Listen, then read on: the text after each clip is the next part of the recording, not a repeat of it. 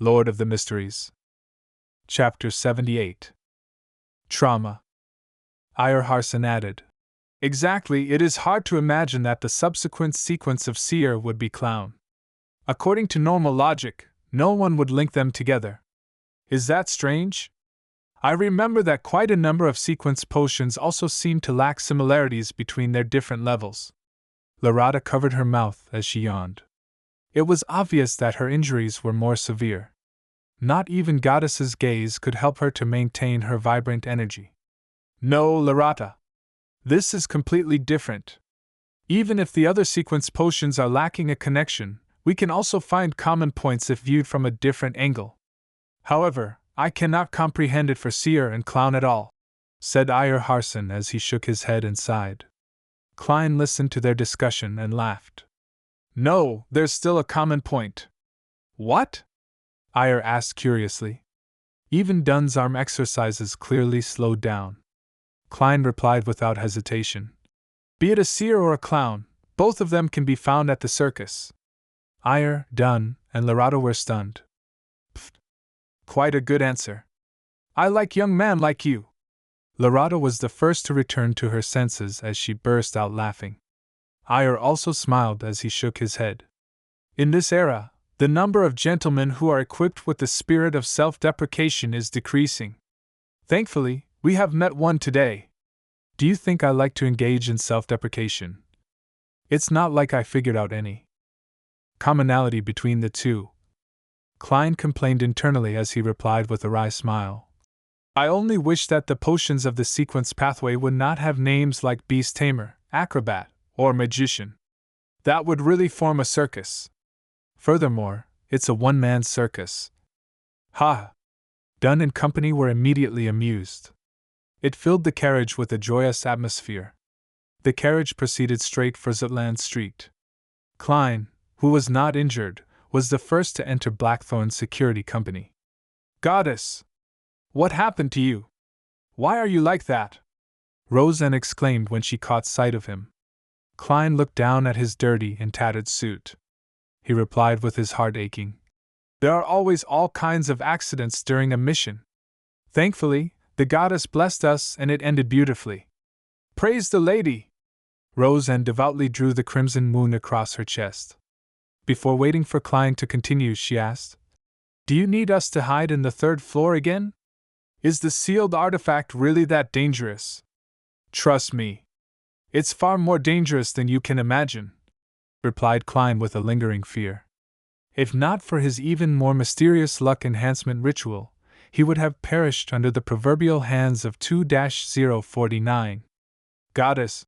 Roseanne's lips quivered as though she had still a million things to say or questions to ask, but in consideration of how the captain was waiting downstairs, she held back her compulsion.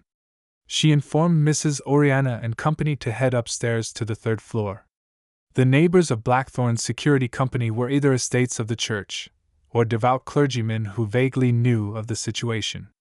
When all the civilian staff dispersed, Klein did not rush to the recreation room to inform the other Nighthawks. He immediately returned and helped the captain and the rest escort sealed artifact 2-049, Monster Bieber's remnants, and the Antigonus family's notebook to the second floor. Through the partition, Dunn pushed open the recreation room's door and said to the two Nighthawks who were playing Gwent cards, Fry Real, both of you are to immediately head to the harbor's Tyrell warehouse and aid Leonard in dealing with the aftermath. All right. Royale, with her raven black hair and cold expression, was the first to stand up. Corpse Collector Fry, with his black hair, blue eyes, and pale skin, stood up next. They put down their Gwent cards and walked out the recreation room, and when they passed through the partition, they clearly paused. Wait! Dunn shouted, not letting down their expectations. What else is there? Sleepless Royale turned her head back and asked without an expression. Remember to inform the police. Let them seal off the road. Prevent anyone from coming close until you are done with the scene and move the corpse back, Dunn said, smacking his forehead. All right. Royale turned around and took 2 steps before pausing once again. She turned her head, blinked, and confirmed coldly. Captain, is there nothing else? No, Dunn answered categorically. Royal nodded unnoticeably and walked towards the entrance. As for Corpse Collector Fry, who exuded coldness and darkness, he maintained his adequate pace. At that moment, Dunn added, "Remember to tell Roseanne, Mrs. Oriana, and company that they can come down." "No problem," Fry calmly replied as though no emotion stirred in him. Klein watched as the two Nighthawks walked out the door and went upstairs before heaving a secret sigh of relief. He followed the captain and the rest underground. They proceeded straight to Cheney's gate. As Dunn gestured for Sleepless Kenley to open Cheney's gate, he instructed Klein, "Go to the armory and get old Neil here. We need his ritualistic magic to heal ourselves." As the effects of the medicine began to wear off, his mental state gradually waned. "All right." Klein did not wait for the captain to continue, as he added, "I will watch the armory in old Neil's place. I will also request for at least 20 demon-hunting bullets and also wait for the Holy Cathedral's approval, curbing my curiosity about the Antigonus family's notebook." Dunn was instantly at a loss for words. "Captain, is there anything else?" asked Klein with a smile after beating Dunn to it. Dunn shook his head and remained speechless. He pulled out his cane and turned around. After walking a certain distance, Klein turned into the armory and recounted the happenings generally to old Neil, who was drinking plain water. "He became a monster that lost control." "You even killed a Beyonder?" Old Neil quickly tidied up his desk. "It's like I'm listening to the script of a play," he mumbled as he circled around the desk and walked straight towards the corridor without waiting for Klein's answer. Klein asked out of curiosity, "Mr. Neil, doesn't the church have real restorative medicine? Why would ritualistic magic be needed? No medicine made with ordinary ingredients can provide the permanent restorative effects of a ritual. Extraordinary ingredients are very rare, and most of them are not suitable for restorative medicine," old Neil explained casually. "You should know about Goddess's gaze, right?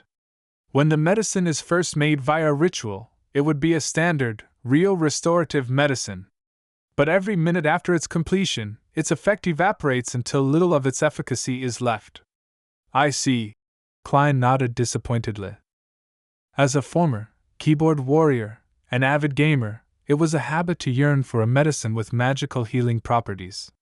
He watched old Neil leave and sat down, taking in the tranquility that he had not had in a very long time. In the midst of his peace, he recalled the tragic death of the suited clown.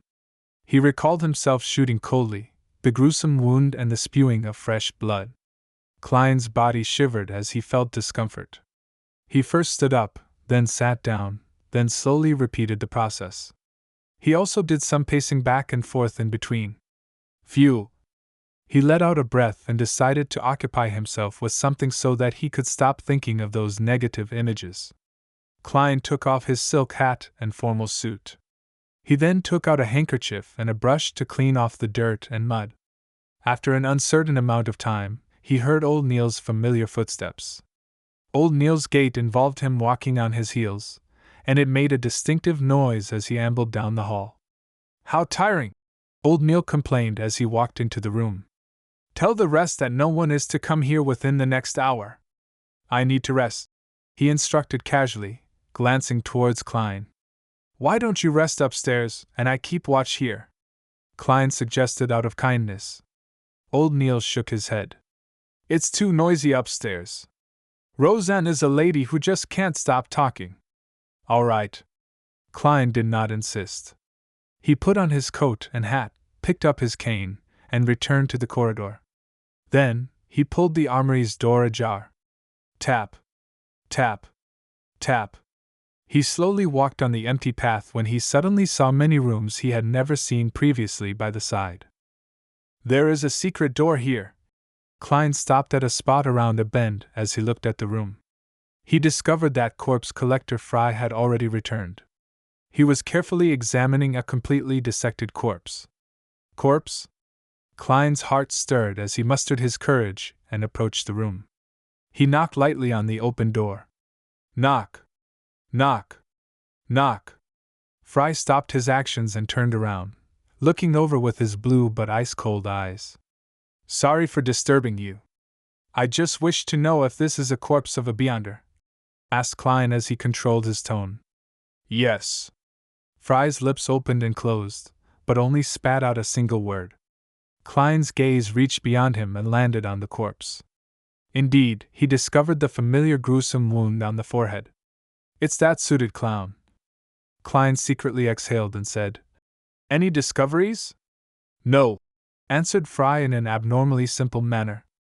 The mood instantly turned awkward. Just as Klein was about to bid farewell, Fry took the initiative to say, If you feel uncomfortable, you can come in to take a look. You will discover that it's only a corpse. Afraid that I'll be traumatized? Klein nodded and thought. All right. He entered the room and came in front of the long white-clothed table as he looked at the corpse. The suited clown's red, yellow, and white paint had been cleaned off, revealing an unfamiliar face that did not look anything special.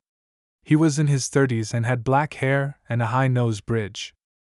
At that moment, Fry went to a square table by the corner of the wall and picked up a pencil and piece of paper. He returned to the corpse and placed the paper down and began drawing with the pencil. Klein glanced at it in curiosity and found that Fry was sketching the suited clown's head. It did not take long before Fry stopped moving the pencil. On the piece of paper, there was a lifelike portrait.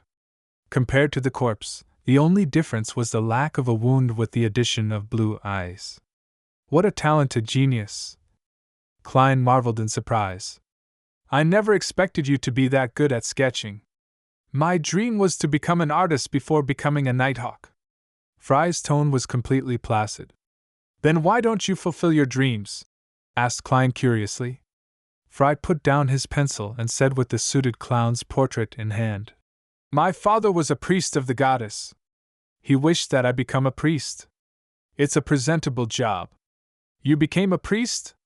Klein asked in surprise. He found it unimaginable that Fry could become a priest with his personality and the vibes he exuded. Yeah, I did quite an okay job. Fry wore a cold expression as the corners of his mouth curled up a little as he replied.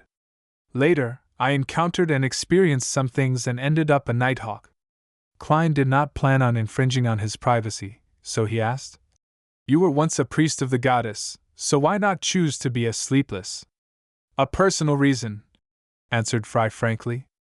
Furthermore, Madame Daly is a good role model.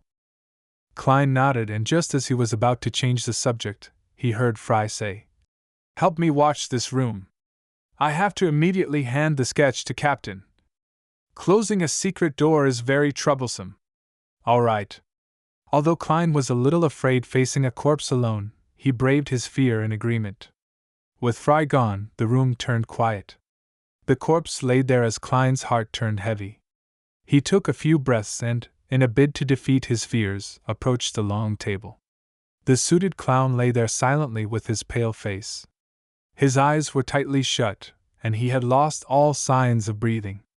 Apart from the gruesome wound, he emitted the unique coldness of a dead man. Klein observed for a moment as his emotions gradually settled as he was calming down. He swept his gaze and discovered a strange brand on the suited clown's wrist. Gathering his courage, he extended his hand to touch it, hoping to turn it around to see it more clearly. Just as the ice-cold touch reached from Klein's fingertips to his brain, the pale palm that had lost all vibrancy shot up suddenly, grabbing him by the wrist. It grabbed at his wrist tightly.